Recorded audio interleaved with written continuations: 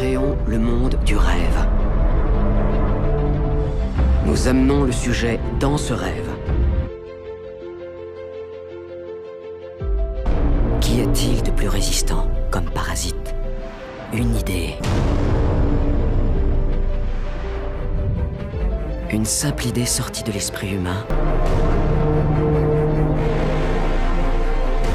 Une idée peut transformer le monde et changer entièrement la donne.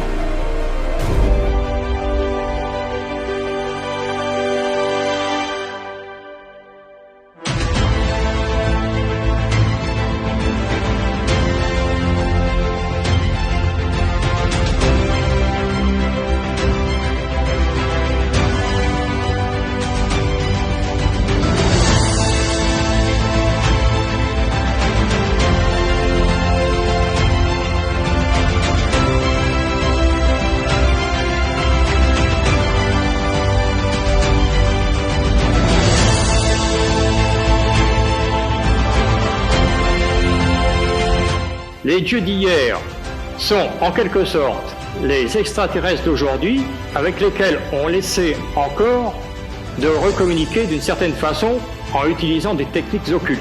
Ces techniques occultes sont également très anciennes.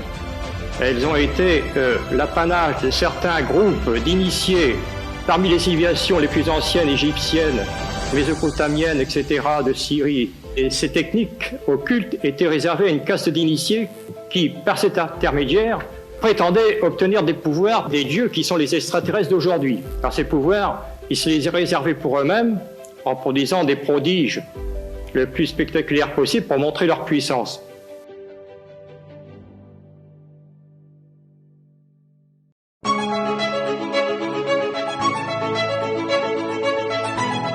L'étape décisive dans l'aboutissement de ce plan commence avec les ovnis depuis l'après-guerre en 1945, à la suite de certaines rumeurs disant qu'il y aurait eu certains crashs d'ovnis, par exemple au Nouveau-Mexique, aux États-Unis, et qu'on aurait recueilli donc des êtres humanoïdes, c'est-à-dire d'une ressemblance plus ou moins rapprochée avec nous.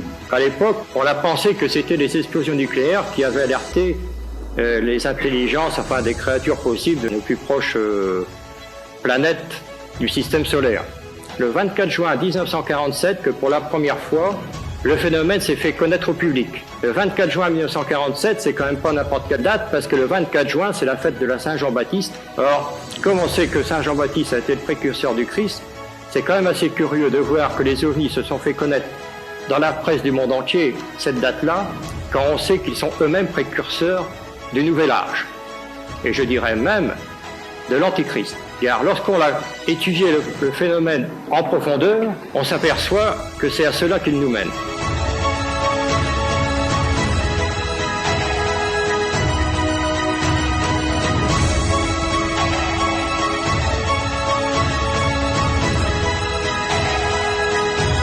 Ces phénomènes, finalement, sont proches de l'ancien spiritisme. D'autant plus que certains personnages, des êtres comme vous et moi, prétendent être en relation avec les extraterrestres. Au contraire, quand on s'y attentionne un peu plus près, c'est là qu'on s'aperçoit qu'il y a une relation de cause à effet, parce que les contactés, sous-entendu, extraterrestres. Mais en vérité, le contacté, qu'est-ce que c'est? C'est ni plus ni moins qu'un médium. Finalement, l'objectif poursuivi, c'est de semer la confusion dans les esprits et aussi d'enténébrement. Une discipline aussi est née, c'est une sorte de croyance qui s'appelle l'ufologie, qui n'est pas bonne non plus, parce que l'ufologie, finalement, ceux qui se spécialisent dans ces domaines-là, deviennent des promoteurs et propagateurs du mythe ovni et extraterrestre. Donc ça va dans le mauvais sens. Pour nous amener tout ça à croire à une civilisation soi-disant supérieure d'origine extraterrestre en exerçant des singeries grossières, et qui place en quelque sorte la créature à la place du créateur. Finalement, le phénomène ovni, comme il s'est manifesté au début des années 50, c'est qu'il aura été en quelque sorte précurseur du mouvement New Age. Parce que, à partir des ovnis, il y a eu une porte qui s'est ouverte sur toutes les anciennes techniques occultes du paganisme, mis sous le boisseau jusqu'ici, qui étaient réservées que pour une minorité de sectes, de sociétés secrètes, etc., qui utilisent ces moyens-là pour se mettre en relation avec ces entités. Alors, d'un seul coup, tout ceci est sorti de l'ombre, puis il y a une floraison extraordinaire de toute une littérature sur toutes ces techniques possibles de l'occultisme. Tout de suite après l'intervention des Jésuites, et qui a amené maintenant à une véritable confusion de l'esprit, si bien que les gens ne savent plus à quel saint se vouer.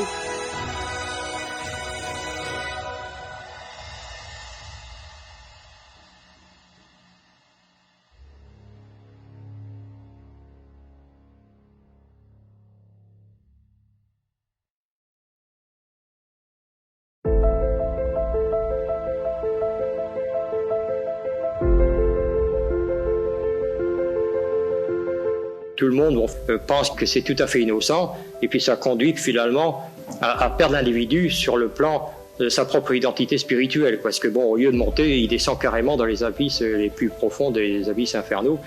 Il y en a même de plus en plus, malheureusement, des personnes qui ont trafiqué un petit peu avec tout ça, et qui sont complètement déstabilisées, qui ont perdu complètement pied avec la réalité, quoi, et qui vivent dans une autre réalité. Le danger, il est d'ordre spirituel, il n'est pas autrement. C'est finalement de perdre l'individu dans la partie la plus noble qu'il possède, c'est son esprit.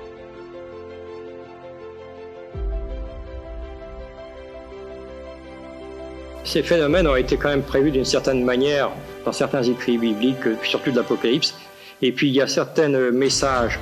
Je pense qu'en tant que catholique, vous connaissez le message de la Salette, de Mélanie Calvat, etc. Eh bien, dans son message, elle rapporte exactement tous ces phénomènes.